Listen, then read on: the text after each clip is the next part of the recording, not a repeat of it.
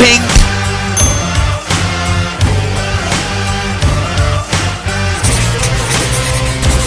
You know what I mean?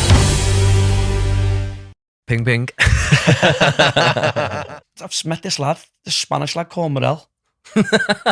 Anyway, so I went overnight with a hood up, right, so no one could recognise me. This minute starts fighting with Busy, he's got Nick, got fucking battered. And you think to yourself, what the fuck was I doing, do you know what I mean? And you think you're missing out on something. Yeah. You know, and I've got a family at home. You know, my mum was an alcoholic. You know, she loved the pub more than she loved being like a mum, do you know what I mean? Any child that, you know, that's out there who's, you know, something's happened to them, you know, within the family or even anybody, you know, speak to somebody because I know it must be hard and whatever, but that's why telling your story is so powerful. This podcast is sponsored by Riddle Hub Builders.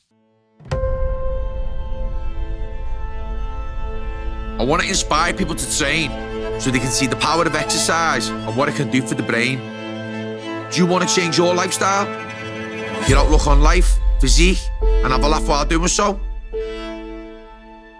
I don't take myself too seriously and I like to create a fun atmosphere in the gym.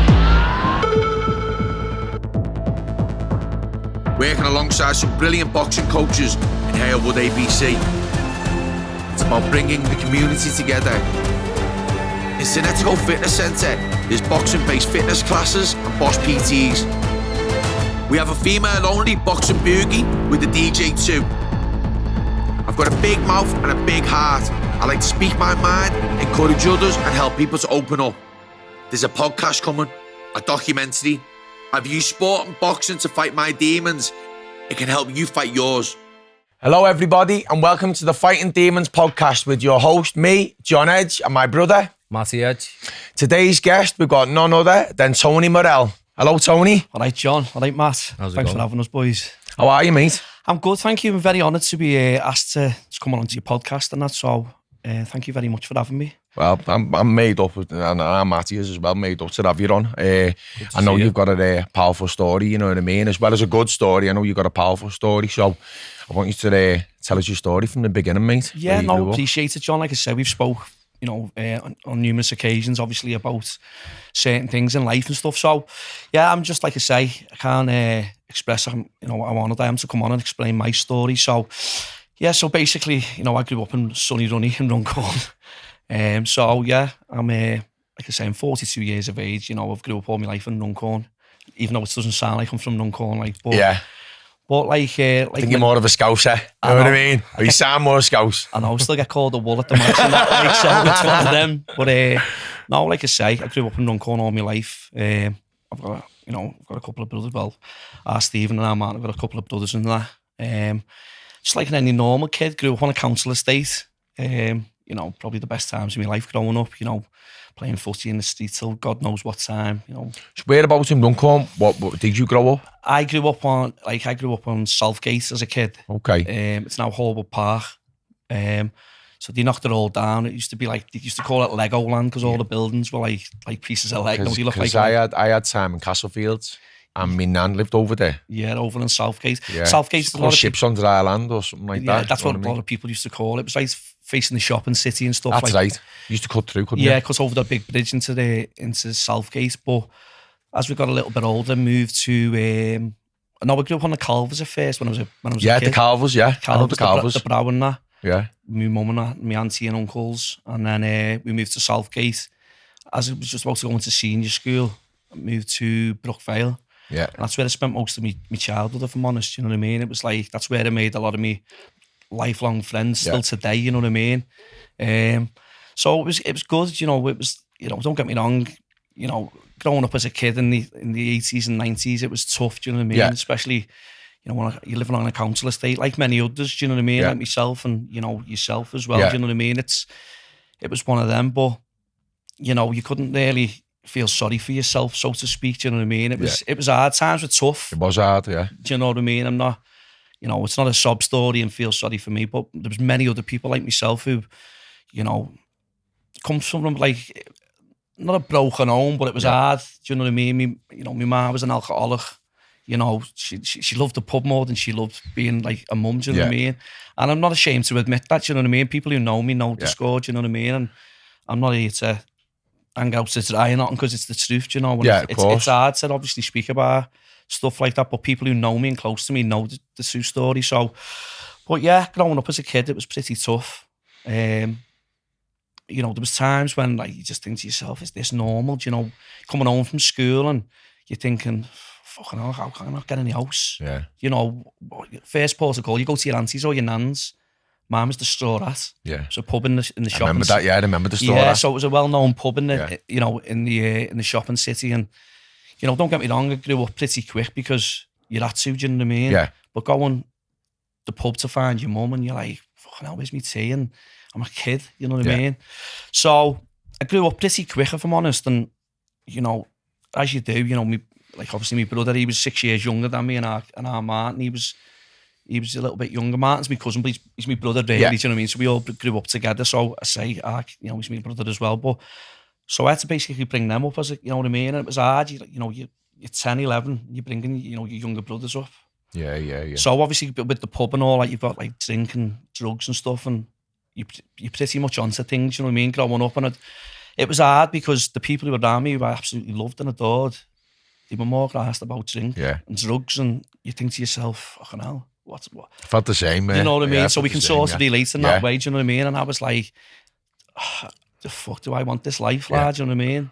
And then, so as you get to like senior school and stuff like that, you start like, you know, you clobber and stuff like that, and you're like, fucking, I was wearing a pair of Nike Air Wisty wear, do you know what I mean? All my mates have got like Rockport and stuff like that. I'm like, fucking hell, do you know what I mean? But it is what it is, and you know, it's them times when you think, you know, like I say, I've still got the mates from school today, and he said, Tony, you know what, lad, it was tough for you, and my mates weren't like, they'd fucking rip the piss out of you, and you know, like kids today are cruel. Yeah. You know, if you haven't got a, you know, certain make on and whatever, kids get crucified for it, which is horrible. I had bad myself when I was a kid, where I wasn't getting invited around to people's houses and parties because I never had the right clothes, never had the right things. My mum was an alcoholic. So I can relate big time to that. I've got major clothes issues and training issues to this day because of the traumatic that I had, not having nothing when I was a kid. You don't think it's nothing bad, and you know, when you think of it, when you're a kid, you feel like the odd one out. Yeah. But I was lucky, if I'm going to be honest. A lot of my mates' mums and dads, they knew my situation, so they never sort of like, nah, tell Tony Murrell he's not coming round here. You know, fucking hell, mate. Christmas dinner, I'd have about 5 Christmas dinners, do you know what I mean? You'd have 5 invites. Do you know what I mean? And that's being dead honest. Like, you know, I'd go to like Freddo's, the Marins, the Walshes, the Edgars, all my mates that I grew up with, you know, the Bramwells and stuff like that. They'd always invite me down, do you know what I mean? And they knew my situation. And like they'd buy me presents and stuff like that. And I was like, fuck it, you know what I mean? Yeah, it was good like, people. They were good people, and they're still like really good people to this day, do you know what I mean? So, but as I got a little bit older, I was just like, you know, carry on my ma being on the piss all the time. And like the fella she was with at the time, he was fucking, you know, giving her the crack and all that. And you know, when you're a kid, like, you think to yourself, what the fuck's going on here? Why is my mum not leaving or whatever? And I was scared, if I'm going to be honest. I was scared as a kid, you know what I mean? Because I wasn't physically strong to do anything about it, you know what I mean? So, but I'll never forget, I remember like just going through school and stuff like that, and you couldn't go on school trips, or, you know, I was playing football, and I wasn't a bad footballer, do you know what I mean? You know, I always wanted to be, and I wanted to play for Everton or whatever. So I was mad blue, aren't you? Yeah, mad Evertonian. So I was, you know, I played at a decent level. I played at like for me district and all that, and I think I fucking got picked because I was the joker, you know what I mean? And seeing those players in there like Kenny Lunt and all that, and Webby, and they were all at like big clubs and stuff, and I was the only one that didn't have a club. And I remember playing like, and they fucking, my deputy head come and said to me, said, Paul Fair, when you go for the trial and that, and I was like thinking, fucking hell, do you know what I mean? How's this happened? Do you know what I mean? I was thinking, is this the break that I need? Yeah. So I remember going, my head teacher took me, because we didn't have a car or nothing, do you know what I mean? We had fuck all. So I was like, fucking head teachers take him. The lads give me a bit of shit, and I'm going, oh, Mr. Brown's blue, you know what I mean? And I'm like, fucking hell. But anyway, he took time out of his family life to take me for fucking trials. Yeah. Do you know what I mean? Yeah. And to this day, I see him now. He's come to a couple of my comedy nights, and Mr. Brown, I go, all right, sir, and he goes, stop calling me sir. Yeah. You know what I mean? Yeah. And I'll never forget that. And me and this other kid, I'll never forget. Clark Rooney, his name was, from Sefton. I'll never forget it. It was only me and him. We were Scousers. All the rest were like Stokies and all that. And And I remember turning up and I forgot my socks, my shinnies, and 2 matchstick legs, you know what I mean? Like, the scouts has come for trials, and I'm thinking, I don't want to, we'll give a good account to myself. And he asked me to go back, and I was buzzing, do you know what I mean? I was buzzing to get home and tell me ma.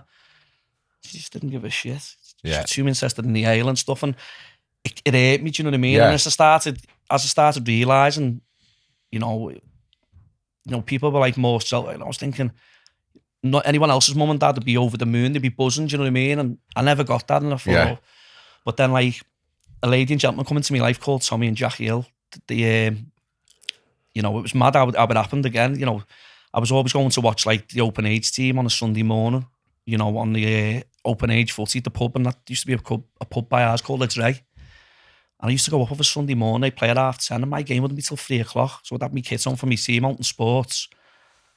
And we just became friendly, do you know what I mean? I was helping him set the nets up and all that. And then one day, he sort of knew like that, my ma was like, and so Tommy said to me, he said, listen, you need to go and tell your mum you're going to come to ours for your dinner.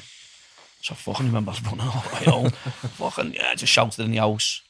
And from then on, Jackie and Tommy, they took me, not took me, and they never stayed there, do you know what I mean? But just guided you. They guided me through life, do you know what I mean? If I was ever in trouble in school, like Tony's fucking messing about, and you know what I mean? He's fucking kicking rubbers across the room, or you could turn to them.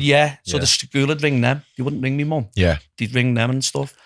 So I've got a lot to thank Jackie and Tommy for them. Like Tommy's no longer here now, and Tommy took me the match. I was following Everton anyway, but like he sort of like drilled it into me. Do you know what I mean? Everton's, and all that. And I'm thinking I'm now, the same. I've got blue blood, me. So like, it's just drummed into you, isn't it? It is. It's one of them. It's you don't fucking forget them. But for what they done for me, I can never, I can never, repay them for what they've done, because the path I could have led, with drinking, drugs and stuff and all that around me, and it used to kill me, because the people who I absolutely loved and adored, they were just, they were just on another planet, or they just, all they were asked about was the drink and stuff. So it was tough growing up, but I can relate to that totally. Like, I couldn't feel sorry for myself, because you get left behind, and you know what I mean. And then I got to an age where, I think I was about 15 or 16, and I think we said before off camera, I remember, this one day, my ma's fella or whatever, he fucking screamed at like our kid and that, and my cousin, just for no, I don't know if he was pissed or not, and I just had enough, and I just went, don't fucking speak to them like that again. And I don't know where it come from, because I'm not a fighter, but I just had enough, do you know what I mean? I was like, I can't deal with this no more. Someone's going to get an eye in here for no reason whatsoever. And I think I was about 16, and I think I got like my footy bag and me like quick save bags or something like that, filled them with clobber, and I just got off, and I never ever went back. Stayed at one or two of my mates for like a couple of days, and then I got a flat. Mad, I just got a flat on Castlefields. And then you're working, and you're looking forward to the week. We just started going to the Drome in Birkenhead. So it was like, so you'd work all week. I think we're working in a warehouse or something and stuff, and you're looking forward to going out of a weekend and going to the Drome. And obviously we lived in Runcorn, and to get to Birkenhead, it's a mission. It's a mission, isn't it? So, but anyway, one of the lads passed his test and all that. We were going all the time every week, and we'd have that little corner at the top with the small bar, and that would be our corner, do you know what I mean? You always still have little areas, didn't you? Like the Birkenhead crew, the Scouts crew, the Runcorn. Everyone had their own little, everyone had their own little area, didn't they? It was, and it was one of them, and still people today now, like from many years I ago. still speak to people from I worked in there. I was the MC. I MC'd in there from 96 to 97 when it's shut, you know what I mean? Yeah, with cyanide and that, so Glenn's like, we always speak to Glenn and stuff like that, but it's good to like stay in contact with memories from from many years ago. Yeah, but we do them events with Leo, the Back to the Dock ones, because I was really like the Art Dock was our one. But then obviously we went over to the Drome when that's shut, and then obviously I started working in the Drome. Do you know what I mean? So I've got loads of like memories. We've got like the same era, aren't we? Like all the tablets and that. And, you know what I mean? Fucking hell, tablets, fucking hell. But you know what? It changed my life. I met my bear when I was 15. You know what I mean? I think you done the same. Do you know what? It was like some of the craziest times. You know what I mean? Now it's fucking hell. I got nicked outside the Drome. Yeah. Got arrested. It used to be mad, because you'd come outside and like, it'd be one of them, you'd have all the Birkenheaders and stuff like that. But I think in the end, everyone got to know each other, and it was one of them. It was kosher and that, but they were crazy times in the Drome. Sarah passed the test, and we had a car, but she broke the inside of the handle on a Fiesta. So you had to open from the passenger to go round and open her door. And what happened was, we'd only locked the keys in the car, right? So we thought, what do we do? Like, fucking get someone to come here and go home, or we went, fuck it, we'll just go and rave, and when we come out, we'll deal with it then, we'll smash the window. You're fucking 10 times worse when you come out, aren't you? So when, off your cake as well. And we'll say, I don't think Sarah was drinking, I think she was actually fucking pregnant. She just found out she was pregnant. So she wasn't drinking. And I was working. So anyway, we come out, smash the window. When we smash the window, Busy's will come. Busy's screaming at her to open the door. So she can't open the door, mate. The door's broke. You've got to open it. He's like, open the door. So I've jumped up the fucking car. I said, I told you, open the fucking door. Next minute, starts fighting with Busy. He's got Nick, got fucking battered. Got locked up. And then I ended up, when I got locked up the whole fucking weekend, when I got out, I ended up with a fucking warrant for me arrest, lads, you know what I mean? I had to ram myself in and then spend like a fucking day and a half in a fucking cell, you know what I mean, before I went to court. It was a nightmare. The drone. The drone, yeah. Memories. Crazy. Oh yeah, that was 18 then. Nightmare. Many years ago. Yeah. So basically just, you start going out and stuff, don't you? And, it's one of them. And we were still going out, like all the lads. Sometimes you draw away from people and stuff, with kids and stuff like that. But, and then it started going the 05 one. That's where I met my missus in the 05 one. 98 was it? 1998 I met my missus. Fucking... I was only 10. I was... Was that 25, 24, 25 years ago? Yeah. And it's fucking mad story, this, like.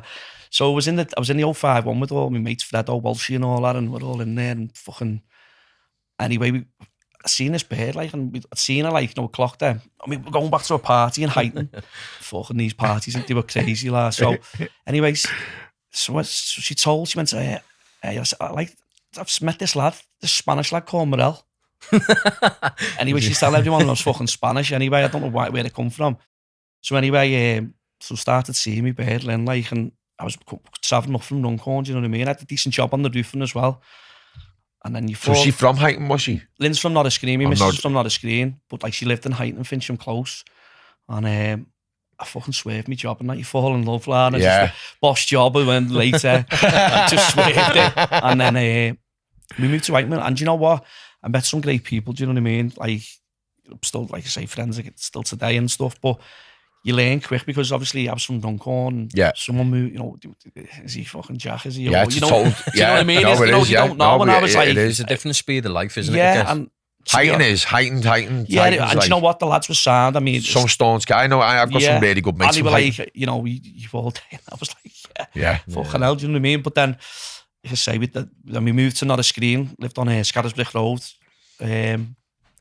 Obviously, we had our Sam. Our Sam's 26 now. So when I met Lynn, Sam was 2. Sam's not mine, like, but I brought him up, as my own, like, do you know what I mean? Yeah. And our Sam, so our Sam and Lynn moved to Norrisgreen. Then we had our Olivia in 2001. So fucking hell, it's Olivia's birthday tomorrow. 2002. Fucking hell, she'll kill me. She's this now. Nearly forget my birthday. Yeah, that's it. And so we moved there, and you know what? It was all right. Everyone like used to like slag Norrisgreen and that. And do you know listen, I love Norrisgreen and Crocky, mate. I love it. I know it was like loads of carry on. It's like everywhere though. Do you know what I mean? It's like in Runcorn, this shit goes on everywhere, and it's.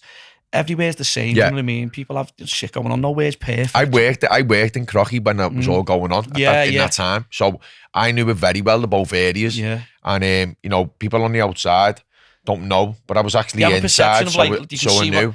You listen to what other people say, do you know what I mean? When they don't know the ins and outs of stuff, and don't get me wrong, there's all kinds that goes on, but do you know what though, right? It's like that in most areas. So just think at the time, with the 2 gangs and the stuff and the way it was. Yeah.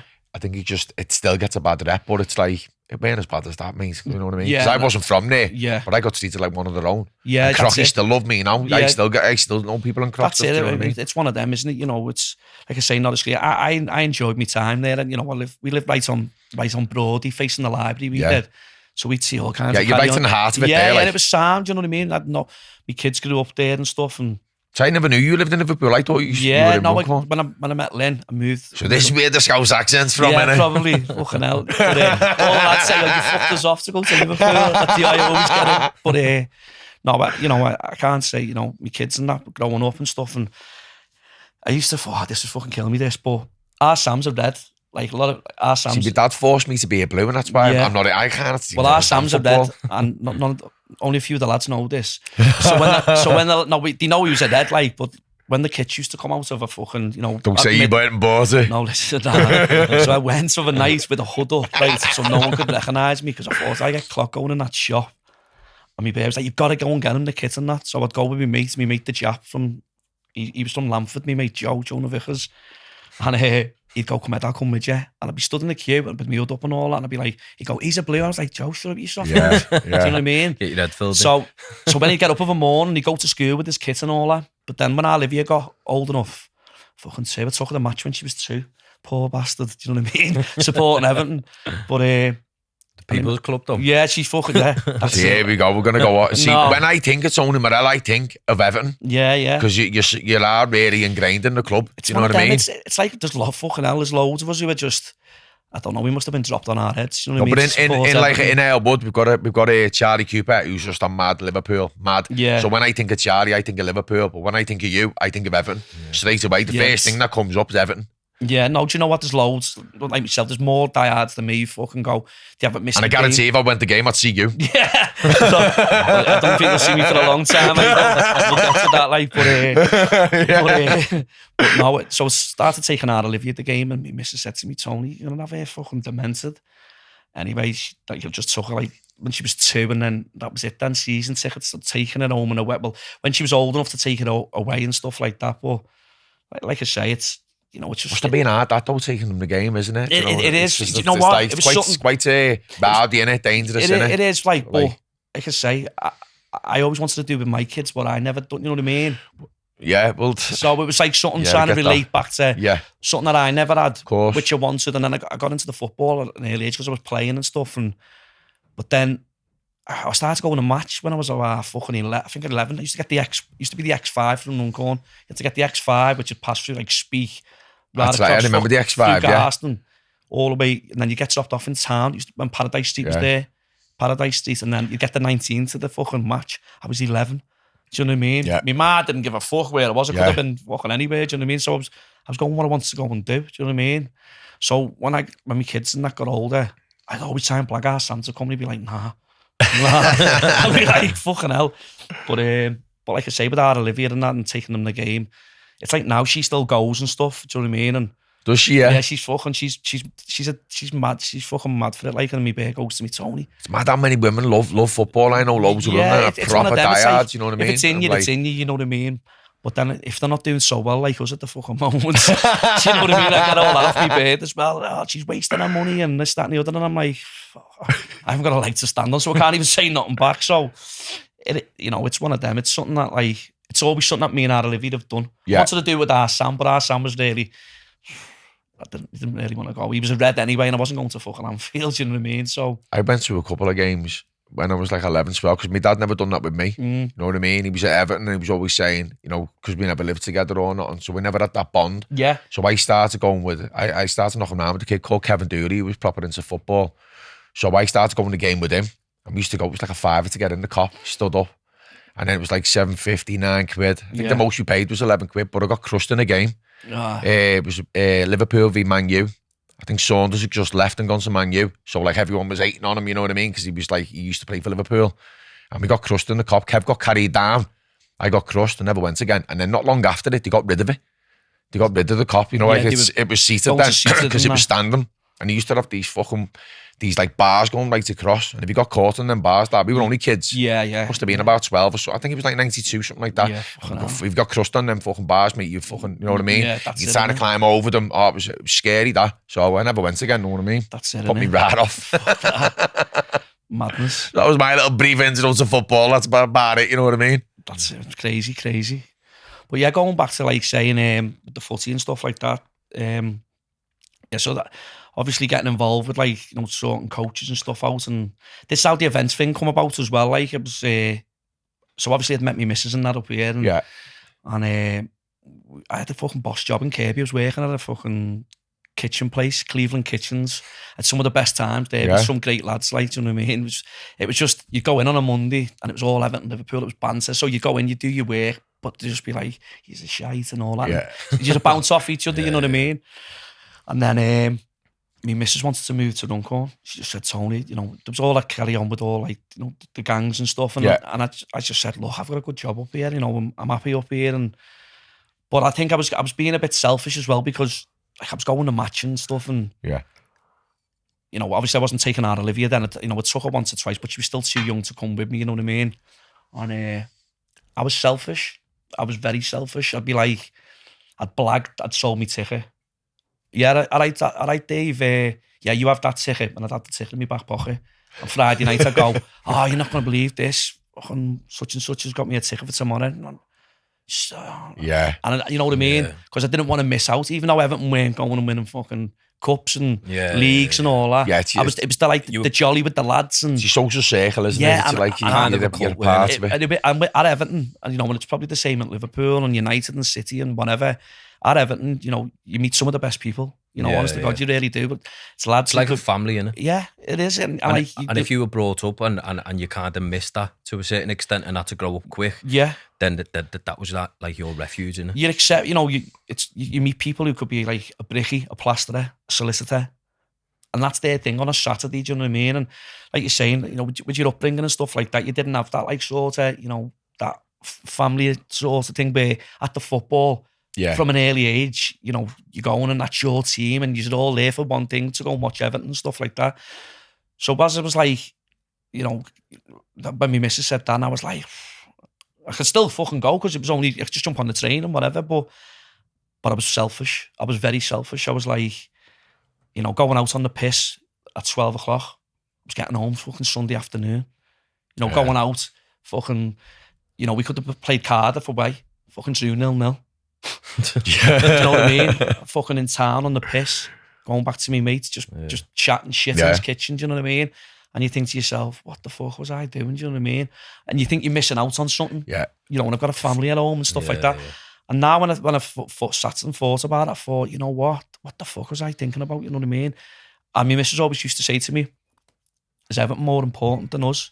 I know at the time, I was choosing Everton over my family, and I was thinking, what am I doing here? Do you know what I mean? It's just going out on the piss, having the jolly with the lads, you know, just fucking, and then coming home to fucking, you know, rightly so. You know, my missus likes, you know, we're meant to be doing something today with the kids, and I was exactly the same. Do you know what I mean, John? Exactly the same. You just, that's selfish. Going out for one pint or whatever, and I'll come back 2 days later. You know what I mean? Exactly, and you think to yourself, and then as you fucking, it starts dawning on you, you're thinking, fuck me, why have I stayed out for like a fucking day here and, you know, just, you know, fucked everyone off. You know, the most important people to me. Yeah, of course. I'm sort of like, I'm criticising other people, do you know what I mean? So I thought, for fuck's sake. But, you know, you sort of, as you get a bit older, you sort of realise, you know, what's more important. And like I say, with family and stuff, for me, from when I didn't have that. Yeah. And then I've got it.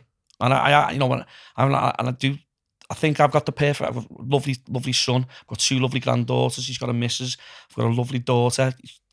She's got a lovely fella. My missus is fucking, you know, how she's put up with me for fucking this long. I don't know, do you know what I mean? But, and another thing, we're not perfect. Far from it. You know, we fucking argue, we fight, we fucking, I moan, I groan. I piss on the bog seat, there's fucking murder. Do you know what I mean? It's, no, piss on the floor, do you know what I mean? There's murder. It is what it is. We're just a normal, you know, where people portray, like, oh, it's this, that, it's this Instagram visage, isn't it? This is the perfect life, when everyone's human, do you know what I mean? But no one kind of like publicises that. But people don't understand. People can portray something, but people don't know the fucking, what's going on behind closed doors or behind closed curtains, you know. Like I say, I got into the events thing and stuff, and it come about mad because, like, I got laid off from work, you know what I mean? And it was like, was that because of Everton, like? Yeah, probably. It probably was actually fucking following Everton and not going to work. But yeah, getting into the event side of stuff, and that was like, we got laid off from work, and a few of us were like, you know, fucking, we were gutted because it was a good job and that, like, and then it was like, either go down that road or go down that. And I had a family in that, and I thought, nah, I can't, not going down that road, you know, fucking graft or whatever. I thought, that's not me. Yeah. I you know what I mean? It's not me. I can't fucking, I'm not going to do that for me, put my family through fucking hell or whatever if anything ever happens. So one day I was in ours, and my bear come in, and she's just true, you know what I mean? She'll just say what she wants to say. Yeah. And I was in the living room, and there was a lad in the kitchen, and she went, what's he fucking doing in here? And he could fucking hear her, like, do you know what I mean? And she went, what's he doing in here? And I went, I'm just sorting out this event. She went, get him out. She went, he's a sly bastard, he'll shit all over you and whatever. And true to her words, you know what I mean? You know, because I was doing an event in this bar and we agreed on stuff and all that, and he went back on his word and all that. And my bird said to me, what did I tell you? You know, trying to charge me for dorming and stuff and all that when we agreed on stuff. And the first event I done was with Howard Kendall and Frankie Allen. Fucking funny as fuck, honest to God. And how it come about, you know, I spoke to Frankie, got Howard Kendall for me. He was brilliant. When was your first event? It was in Runcorn at a bar called Bar Aqua. And I'm not asked if he hears it anyway, because I'll fucking tell him to his face anyway. So he fucking knows who it is. So anyway, so it's in Bar Aqua, fucking hell. But anyway, the night was a great success. 200 people come. Yeah. I was like, wow, fucking hell, these have been paid. This is fucking hell, could be onto something here, do you know what I mean? Anyway, the nights have been great. Everyone was pissed. Loads of the lads from the match come over and all that. And I was buzzing. I was thinking, I could be onto something here. And I was owed 500 quid, right? This is a true story. I was owed 500 quid off someone.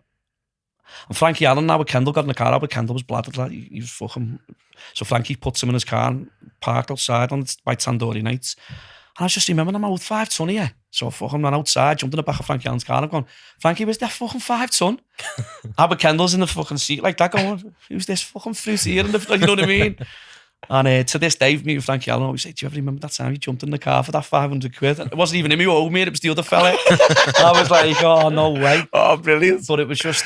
Brilliant. So it just stemmed from there, and then, you know, I forced myself, could I do it full time and that? And it was hard, I was working, and because you can't just, you know, you can't do an event all the time, you can't overkill it, you know what I mean? Yeah, a lot of planning. There is. People get bored with the same shit and that, you know what I mean? Or you've got to mix it up a little bit. So we done like an Everton one, and then we done another Liverpool one, and then we started, then who did I do like a big one? I always wanted to get Nigel Benn. Yeah. I always said like, I'll get... I've seen you done some big ones, Yeah. So like Nigel Benn was like the one, because I loved Nigel Benn growing up as a kid, you know, boxing and that. And people were laughing. You know, when people laugh at you, you know what I mean? Like, you're fucking deluded, you. And I was like, oh, do you know what? I want to fucking show them. You know, it sounds mad. And I thought, because when I put my name to something, I can't back out. I'm not going to. You carry it. Do you know what I mean? I'm like, I'm not going to make myself. Aren't you? I'm not going to make myself. Yeah, I do it. That's what I said. I said to you, didn't I? There's two people in life, the sayers and doers, and I relate to you because we're both doers. We both, when we say it, you can't go back on what you say, and I'm one of them. It's like in life in general. Yeah. If you're going to say you're going to do something for someone or you help somebody, don't go back on your word. Do you know what I mean? It's too much of that. Or hey, can you do this for us, Tom? Or can you share this? Yeah, of course, I fucking will. Yeah, you know, businesses and stuff like that. Yeah. There's so much pie out there for everyone. Yeah, of course. I do it all the time. There's so many people that want the pie for themselves. Yeah. Don't give a shit about anybody else but them. Exactly. We're like, you know, it could be like another, you know, my mate who's got like an events thing, talking shit. Yeah, of course, mate. If it's not in my area or whatever, I just say, I've got mates in, you know, Warrington or whatever, I'll share it for them. Of course. It takes nothing to help someone. Exactly. Yeah, of course. But with Nigel Benn, we got him and all that, and we had him on at the Legion in Runcorn, fucking hell of all places. And you know what? It was people always say to me, who's like your best guests and that, like, and Nigel Benn was up there. He broke down on stage crying about his brother being murdered. Wow. And I was sat on the stage, like, I was just intrigued watching him, saying about like his brother, like, I think in 1982 or something, his brother was murdered by the International Front. Wow. And he looked up to his brother, you know what I mean? And I was like sat there like... I remember the story. I've just never heard him talk about it. But he broke down and I was like, the fucking room, you could hear a pin drop because everyone was like sat and just watching him and... Just listening. Yeah, because he was like an animal of a fight, do you know what I mean? Yeah. And then, but like it's going back to like what you've got about... People don't know your story or people think they know you or whatever. People don't know fucking what goes on behind closed doors. And... You know, when you do like events and all that, and people think it's all hunky dory, they don't know the hard work. It's stress. Yeah, you know it yourself with shows and stuff like that, and you've got to sell tickets. You know, they need paying. Yeah. You know, security. You know, this, that, and the other. People think you're fucking raking in it. I've done events where I've fucking out of pocket. I've took money out mine and me missus' account to keep the event going, and missus has gone, "Where's this money gone?" It's all sorted because I've said it. I'm going to go through it. And I couldn't let people down, you know what I mean? I've only ever had to one event, or there was one last year, where Chris Eubank got COVID. and we couldn't go ahead with the show because obviously it was Nigel Benn and Chris Eubank together, the tour, and I got the phone call the night before, like, I'll never forget it, and I was like, fucking had like a couple of hundred people coming. I was like, oh, I don't believe this, do you know what I mean? But I had to cancel one event before, and like, you know, it killed me. It killed me, but I had my reasons, like, do you know what I mean? And it was like, basically 5-6 years ago, you know, we had like news, like my daughter, she come to me missus, like, and she broke down to us. She broke down. Someone had hurt her in the way what you wouldn't think. And people think, you know, you try and cover it up and all that, you know what I mean? But people know within yourself, you know, you're not yourself, you know. You try and play the fucking with the mask on all the time. So I'd be doing tickets and stuff, and people be going, "Are you all right, Tony? Are you all right?" I'd be like, yeah. Knowing that my fucking daughter has come and told me, missus and me, that someone who we trusted within the family had done the fucking worst case that you can ever think of. That's fucking sexual abuse, do you know what I mean? So, for me, I was just like, my world had fell apart. My missus, my sons, my daughter, do you know what I mean? And it took some bollocks for it to, you know, to tell us. You know, she was 7. She kept it in for 7 years. She was 7 at the time, and she come to me missus in 2016, or the 7th of February. I'll never forget it. It was a Sunday, and she come and she wouldn't keep still. I'll never forget it. And she broke down and she told us and stuff.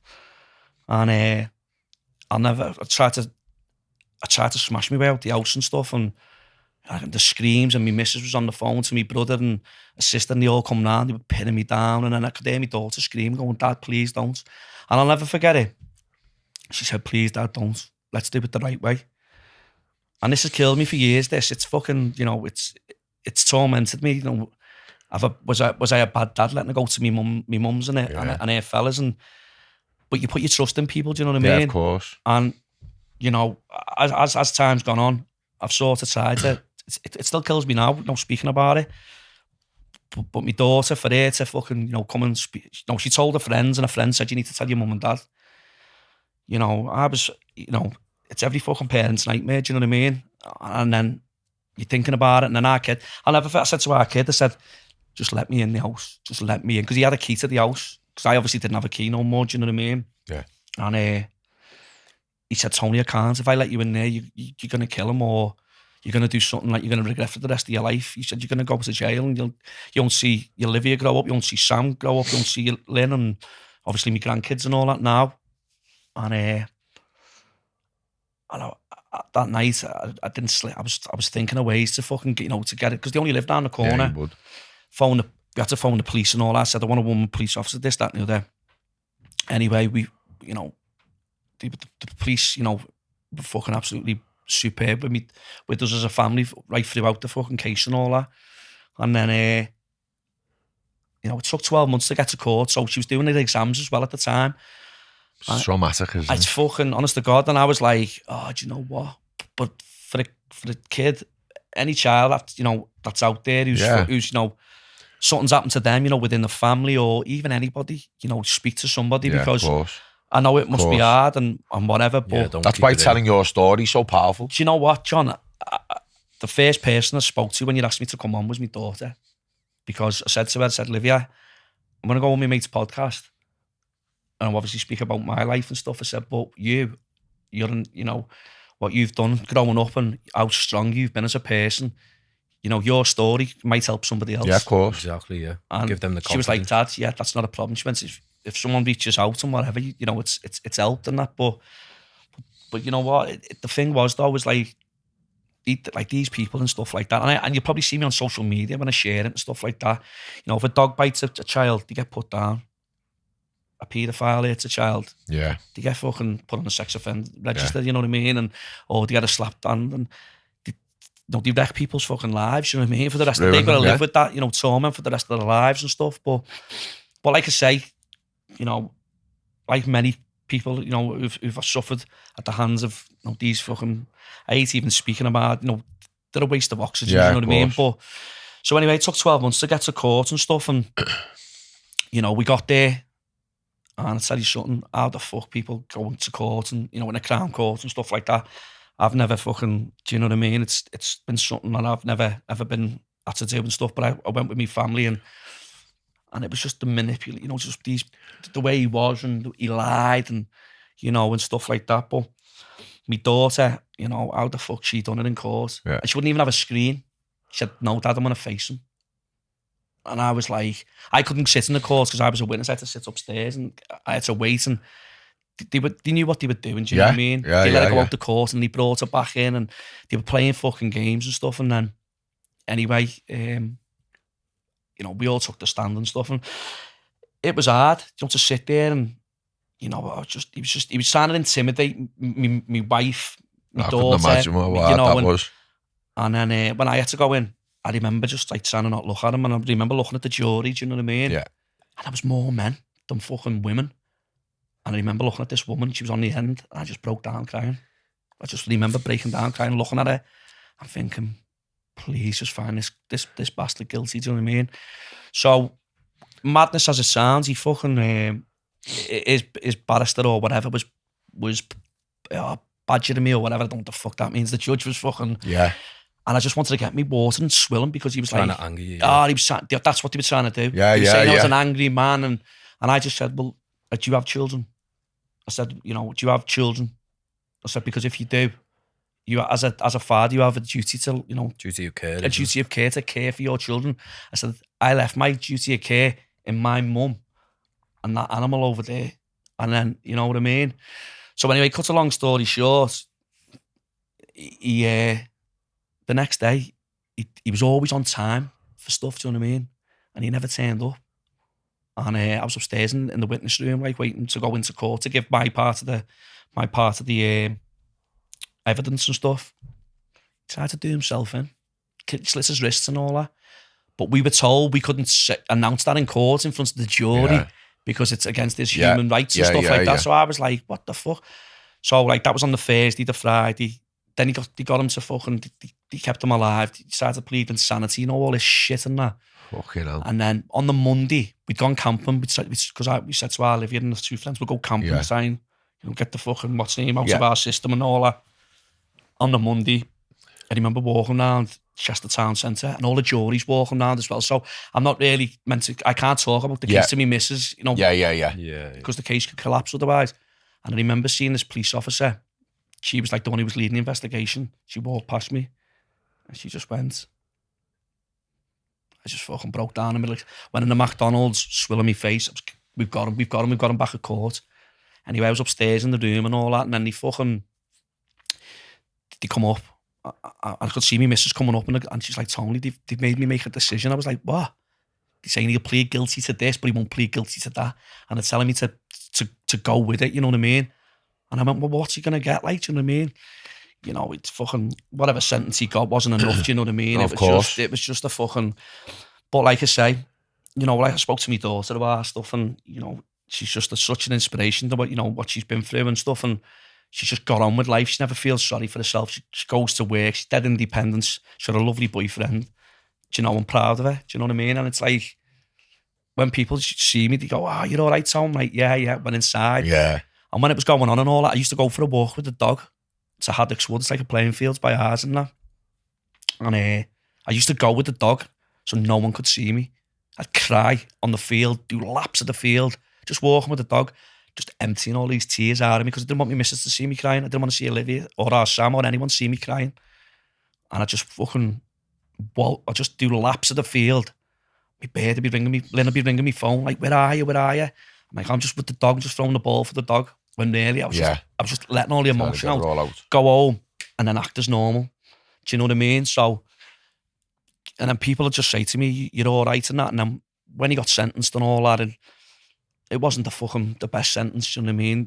Death would have been the best thing, but obviously they don't do it in this country and stuff. But yeah, you know, people portray like everything's good in life and stuff. And how long did he get?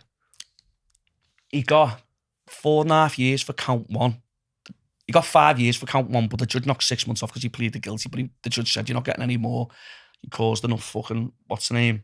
And then for count two, to run concurrent, he got 4 years. So like they say 9 years, he'd done fucking 2 years or Fucking whatever. disgusting, mate. You know what I mean? And it was like, but the worst thing, like I said to you before, John, Matt, I'm gutted I went in the court Oh, yeah. when he sentenced him because I didn't want to hear what had happened. And I fucking heard it, mate, and it killed me, lad. Do you know what I mean? It absolutely broke my heart. But, you know, my daughter, I look at my daughter now and I think, you know what? You're the most strongest person in the world. Do you know what I mean? And then, you know, for You're her that to... yourself, though, so as well. Yeah, You're like you coming know on what? and telling the It's story. all of us. It's all of us. Do you know what? I mean? For time, like, you know, it's something that I've wanted to fucking scream because I wanted to go and tell every, you know, every person should have said sorry. And shouldn't have said that, but I wanted to tell everyone what he was about and the people in the pub, you know, and stuff like that. And you think, you know, they're telling them one story. There's always two sides to the story. This is the thing. There's always two sides to a story. And then people were only hearing their side of the story, you know, and, you know, not just through that, but I said before to you, you know, I know you only get one mum and stuff like that, but I'll never forgive her for, like, what I said to you before. You know, they asked her to go to court to support her granddaughter, our Olivia, and she refused outright and said, if I go to court, I'll kill myself. So for me personally, you've chose him over us. Yeah. You know, and it was fucking one of them. But like I say, you know, we've had so much go on in our lives, and that was just like something that we've never... I don't wish it upon anyone. I wouldn't wish it upon my worst enemy. I haven't got no enemies, do you know what I mean? And I wouldn't wish it upon anybody, do you know what I mean? Having to try and, you know, deal with stuff, and you're putting a front on. It's a blag, it's a mask, you know what I mean? Because obviously what I do, you know, tickets, and I'm a people person, and then people were noticing that I wasn't right, and I couldn't tell people because it was my family, do you know what I mean? Yeah. But I wanted to, I needed to, it was fucking killing me. I needed to let it out. But like I say, you know, we got there, and do you know what? My daughter, I just can't believe how strong she is, do you know what I mean? And in life, I said, you can achieve anything in life. What you fucking put up with in life, you can achieve anything. Put your mind to it, you can go and smash it, you know what I mean? Well, that's because she's seen you, though, as well, because you've done it yourself, haven't you? Do you know what I mean? From where we come from and what you're doing now, and the stuff what you're doing, and the stuff that I know you've done. You know what I mean? With like the people that you know, and the events that you've done, the networking that you've done really well. If you want something, John, it's one of them. It's like I said before, you can't feel sorry for yourself, because if you feel sorry for yourself, you're gonna. And the times when I was fucking, you know, I cry, mate. I cry. I'm not gonna lie to you. I'm an emotional person. Yeah. No, I myself. And to be honest, you want something in life, you've got to go and get it. It's like I say, like with the events and all that, you put a big name to it. As soon as you've like committed to that, there's no going back. If they want X amount of money or whatever, you've got to find that money, selling tickets, whatever you've got to do. And it's like anything in life. If you want it, you've got to go and get it. It's like, I fucking got a garage. I don't even fucking drive. Do you know what I mean? I own a garage. And that's mad how it came about, you know what I mean? I've got a garage in Runcorn, fucking Merseyside and Auto Centre, fucking hell. And I don't even drive.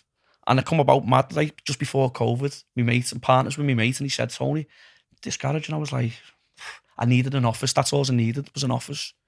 And so we started doing it. And even when Lynn would go and come and look at a car with us, okay, I just kicked the tyres, mate. I'm a tyre kicker. That car's sound, buy it. Do you know what I mean? I wouldn't have a clue.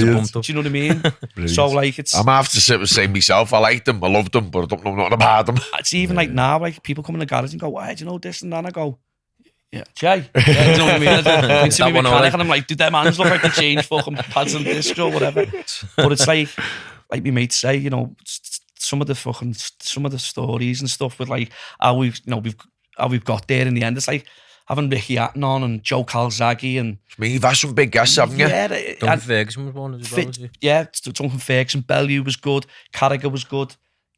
Do you know what I mean? And do you know what? They're just all normal people. They're just like normal people. Do you know, obviously they've been good at what they do. Do you know what I mean? And when people come out and that's their idols. And the satisfaction I get out of it, you know, don't get me wrong, it stresses me when I'm like thinking, fucking hell, I'm going to be able to cover the costs and stuff like that. But you know within the, you know, whenever it's leading up to it, but it's the messages the next day. Yeah. Tony, like, thanks for the great night. Oh, that was one of the best nights I've had and all that. And that bit of what's in your stomach, you think, oh, I've made that fucking person's day or night there, do you know what I mean? And oh, thanks for getting that sign for us, or do you know what I mean? Like I was saying before, people saying about who's your favourite ones. Bellew was good, and you know what? It was mad because we were meant to do it, and I was in Tenerife with my missus, and he messaged me and said, I'm fighting Usyk, you know, so, but you can't, you know what I mean? I was like, right, we're gonna have to move that event. I thought, fucking hell, that's a bit more important than my event, you know what I mean? So obviously he fought Usyk and all that, and unfortunately he got beaten. He was fucking doing well, and he did. I had them up. Yeah, I had them and up, then he just got tired, and the way he cut the ring off, and it was one of them. But like I say, he come and he done the show, and he was brilliant. After 2 weeks, just, you know, sometimes I'm not a fighter myself or a boxer or whatever, but you know, if you get beat, you know, I don't know how they must feel, or you know, to either do you want to see people or whatever, and you know, some people are different, and he come out and there was fucking 350 people there all chanting his name and all that. And so Bellew was one of my favourites. It's like one of the lads. Yeah, he was brilliant. He was superb with everybody. Yeah. Carragher was good. Carragher done me like our mate Vinny. He was like a big red little Vinny. He was crazy. Vinny, one of Liverpool's lads. He was fucking crackers. Don't know if you ever remember. Do you remember seeing the at one of the, I think it was the City of Liverpool games, and he had the Kalankezzi on his hand with the glove on. No, I'm not into fussy. You probably see it on social media or on the internet and that. And Vinny was just crackers. And unfortunately, he was not very well. He was from Alton Brook, wasn't he? He was from Alton Brook, yeah. Yeah, I know of him. Like, yeah, he wasn't very well, and we got Carragher to go round and see him. Oh. And it's funny because we went and we knocked on, and I only told one of his mates because, you know, in case everyone turned up, and anyway, he turned up and his sister goes, "Hiya, Tony, you all right?" I went, "Yeah, I just brought Jamie to see Vinny."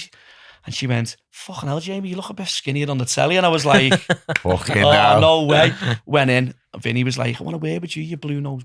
To me, like, and he went, "All right, Jamie, lad." And he just, you know what? I'll never forget it. You know, for him taking time out before the event, just to go and spend 20 minutes with him. Nice, in the hospital as well. You know, but it was at his home. Yeah. It was at his sister's house, and it was just really nice for him to go and do that. You know what I mean? It's nice, innit, when people show like the side. And that's what I'm saying. Carragher, for Carragher to do that, I'll never forget that. You know what I mean? It's something. Even though I'm blue, you know, for him to do that before the show. Yeah. Do you know what I mean? It was fucking, you know. Yeah, it is. It's nice, innit? Do you know what I mean? He's just one of us. Do you know what I mean? It's like he's not up his own ass, and I'm not doing that. You know what I mean? Where you get some that, you know, they just want to come, get paid, and fuck off. Exactly. Do you know what I mean? And then, like, the majority of the ones that I've had on, they've all been great with everybody. Do you know what I mean? And it's crazy. Do you know what I mean? Have you had any bad ones? Have I had any bad ones? I wouldn't say bad.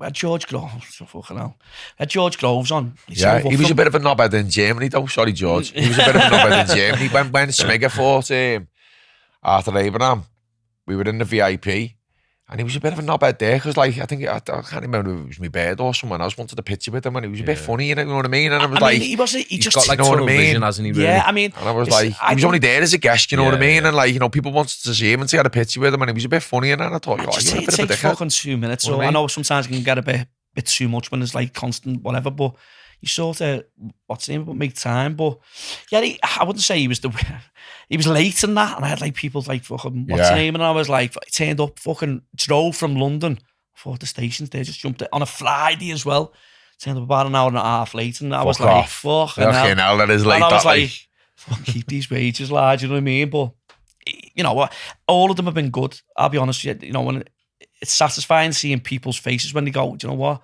They've seen them having on the TV, and they don't get a chance to fucking, you know what I mean? Meet them in person. And when they meet them in person, they get that, you know, that sort of experience where they cherish that, you know what I mean? Yeah. I think, and like my best mate Fred always says to me, "Tony, you've done that." It's nice, innit? Do you know what I mean? And that's what I get.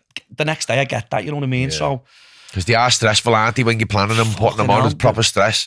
So when you're getting that little bit of people saying nice things, it makes it worth it. You got to take the rough with the smooth. Yeah, you know what I mean? So not all of them will be fucking a piece of piss. Do you know what I mean? Because if they was, you know, everyone would be doing it. Everyone would be doing it, wouldn't they? But yeah, it's one of them. It's like I say, you know, so obviously do the events and the comedy club and all that, and it just keeps me busy, John. Do you know what I mean? What was the score with, like, because I've seen you doing like the stuff with English and Till and Bellew and that. Was you like sort of middleman and that, or? Yeah, do you know what? It was mad how it happened with James English. Do you know what? And do you know what? Fair enough. He's a fucking really down to earth guy. Like, do you know what I mean? At first, I thought it was one of the lads winding me up. You know what I mean? You know what I mean? You know what lads are like. Yeah. So but I've been following him, and Fredo again said to me, you got on this, like, get on these podcasts and that. So I started watching them and I was hooked. Yeah. Because I could sort of relate to some of the, some of the guests he'd had on and all that. And I was thinking, wow, what I just spoke about, Yeah. And we're not the only family it's happened to and stuff like that. So I could relate to it. And I was sharing his content and liking it. And then he followed me and stuff. And then we got talking and then we sort of like, I spoke to Anthony and he said, yeah, I'll do it. Done it at Craig's bar, the Only Fools bar in town and that. And you know what? We sort of like hit it off, do you know what I mean? Yeah. Took us for some food and that. And he dropped me off after as well in Runcorn. I was thinking, don't forget to pay your fucking bridge, like, getting the bill for you, you know what I mean? And from then on, it was just like one of them. And I think Craig as well, Craig McDermott from the Only Fools bar, he had a part to play in the till one as well. But it was great. It was me and James English driving up somewhere to meet Darren, like, or whatever. We were like the wet bandit. I never forget it, mate. On a Saturday morning. Oh, mate, I can't believe I'm telling you this. Like, but so we drive up to go and meet Darren or whatever. And he's given us where we're meant to go to meet him. And James English is saying to me, Tony, what house is it? And I'm going, James, I don't know, mate. I've never fucking been here. I'm sat in his car. He's climbing over people's fences, these big houses, up towards what's the name ways. And I'm going, and then Darrentil messaged me going, I can see it on the fucking cameras what he's doing. We were like the wet bandits out of Home Alone. I was like, no way. I was like, no way. I was just like, no. But it was, but yeah, no, James and he helped out so much, you know what I mean? Saying like, sort of knew a little bit about my life and stuff, and he could relate to certain things, drinking and stuff and stuff. See, that's what I've seen with you is you put people together to help them. But not really. So it's like selfless what you've done for other people. You know what I mean? In life though, and you never really asked for it. And then I've seen like the odd little bits and I thought, I didn't even know you were involved in that. No, and then you know what I mean? And like, a lot of the good things have happened because what you've done, you put that together. You should take some credit for it. You know what I mean? It's like, you know what I mean? And you know what? Like in life though, it's nice to do nice things for people. Exactly. There's too many people who one for one. You know what I mean? And listen, at the end of the day, one good say it comes back, Because I was saying to our Matty about it. It's similar to like a PR, but they get paid. Yeah. And it's like you just do it because you can. Because at the end of the day, we can all help each other. Do you know what I mean? And that's what it's always been about and stuff. But like I say, it was like people say to me about like with the Murrellstoursandevents thing and all that. Where did it come from? But like with the Murrell's tours, it was like when we used to go to match, used to do the coaches and all that. And I used to love it. You know what I mean? It was a jolly, all the lads together and stuff. And it just got out of hand. You know what I mean? It was like fucking babysitting. I was like the school teacher. I remember one of the lads going, "Shut up, Brendan, off coach trip." And fucking the robbing Christmas trees out the services. I'm like, oh, Oliver's going, Dad, can I get something to eat in the services? And I'm going, turn around, get back on the bus. Why? Because they're robbing a 7-foot Christmas tree from Costa. Shit like that. I'm like, and then in the end, I was like, boys, you need to. Yeah, I've heard of some of them. Them things on the coaches and that, you know what I mean? Like I say, I just jibbed doing like the coach trips and stuff, and it just got too much and just focused on the events. But going back to what you're saying about, with various guests and all that, I think one good turn deserves another, you know what I mean? Exactly, yeah. So, of course. I find you get certain people in life. So, say for instance, you've got a simple bag of sweets or whatever. I'd open them and I'd go, "Do you want a sweet?" rather than eat one myself first. Yeah. I've always been a giver. That's kind of how I've always been a giver, even though I never had nothing. Yeah. When I did, I've always gone, you know what I mean? I've always done it. I can't accept things off people neither. Yeah. I've always struggled. From fucking, from nothing, or like many of us, do you know what I mean? There's loads of people who've come from fucking nothing. I'm not saying that I've got any, you know what I mean? I've worked hard and stuff, but it doesn't mean I've fucking, you know what I mean? It doesn't mean I've got a big fucking house to live in or whatever, but, I'm proud of where I've got to, do you know what I mean? And I've still got more to give, and like you say, opening a bag of sweets. Or I see someone in the boozer or whatever. Do you want a drink? Do you want a drink? Yeah. Sat there and they fucking, of course. You know what I mean? And that, not that I've got much. Yeah. But you know what I mean? You've got you. Yeah, that's it. Yeah, I wouldn't like You to know see what I mean? anyone without a pint or, you know, a fucking Yeah, of bag of course, crisps or a yeah. bag of sweets, you know what I mean? But That it's one probably of them, isn't it? stems from yourself when you were saying beforehand, with the Nike wishy-washers or whatever they were called. Oh, the Nike Air wish they wears. Yeah. Fucking hell. But listen, I've got big issues with all that myself. Yeah, Clothes. but it's like if you didn't have it, then obviously you want to kind of give. Yeah, it's like I want to with my family and my kids and that what I never had. Yeah. You want to give them what I never had and what a normal parent or a normal family, you know what I mean? That's what you do you know what I mean? Yeah, of course. So obviously coming from sort of like nothing, you know, when you work hard at it, you know what I mean? It's like anything. When people used to laugh at me when you'd say, you fucking deluded, you lad, you're not getting Nigel Ben or whatever. I think to myself, Watch me. I'm gonna do it, lad. Yeah, I'm gonna, and like my missus had said, I remember my missus said to me, she went, "You're gonna bring an Everton night to Runcorn? You fucking dickhead." That's what she said to me. Yeah, and I thought, I'm gonna prove it. Yeah, and I did. Yeah. And then from then on, it just stemmed, and I thought, I'm onto something here, do you know what I mean? And then sort of never look back, but don't get me wrong, it can be stress, do you know what I mean? Yeah, like yeah, anything, yeah. do you know what I mean? So, but, Brilliant. That's it.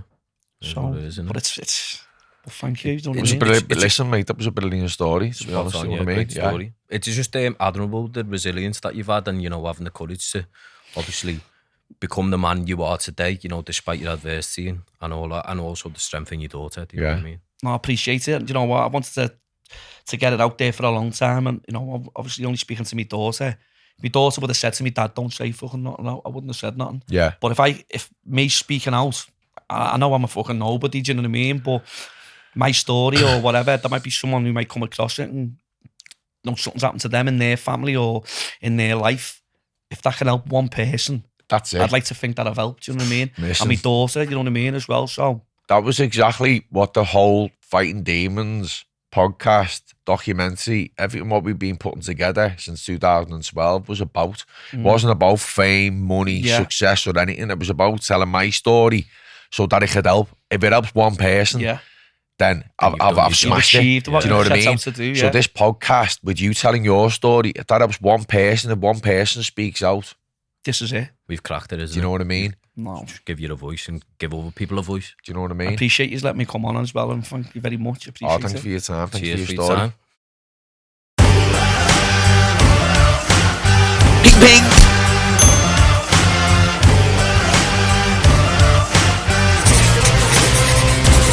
You know what I mean? This podcast is sponsored by Riddle Hub Builders.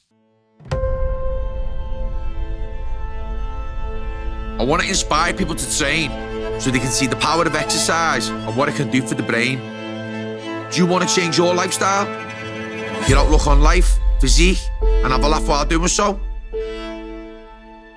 I don't take myself too seriously, and I like to create a fun atmosphere in the gym. Working alongside some brilliant boxing coaches in Halewood, ABC. It's about bringing the community together. In Cinetico Fitness Centre, there's boxing-based fitness classes and boss PTs. We have a female-only boxing boogie with the DJ too. I've got a big mouth and a big heart. I like to speak my mind, encourage others and help people to open up. There's a podcast coming, a documentary. I've used sport and boxing to fight my demons. It can help you fight yours.